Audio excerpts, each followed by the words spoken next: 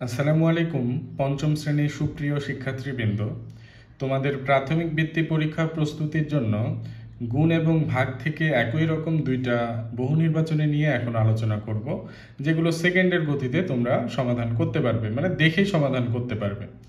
তো প্রথমটা আছে দুটি সংখ্যার গুণফল 12, একটি সংখ্যা 4 হলে অপর সংখ্যাটি কত। আর একই রকম 2 নাম্বার আছে দুইটি সংখ্যার ভাগফল 12, একটি সংখ্যা 4 হলে অপরটি কত। তো দুইটা একই রকম, আমাদের পার্থক্য এখানে আছে গুণফল, এখানে আছে কি ভাগফল। ঠিক আছে, তাহলে এটার নিয়ম হলো গুণফল থাকলে আমরা অঙ্কটা বের করব ভাগ করে, আর ভাগফল থাকলে অঙ্কটা সমাধান করব বা বের করব গুণ করে। তাহলে গুণফল থাকলে ভাগ করে, ভাগফল থাকলে গুণ করে। তাহলে এখানে গুণফল আছে, তাহলে ভাগ করে বের করব। 12কে 4 দিয়ে ভাগ করলে হবে কত? 3। আর এখানে ভাগফল আছে, গুণ করে বের করব। 12কে 4 দিয়ে গুণ করলে কত হবে? 48।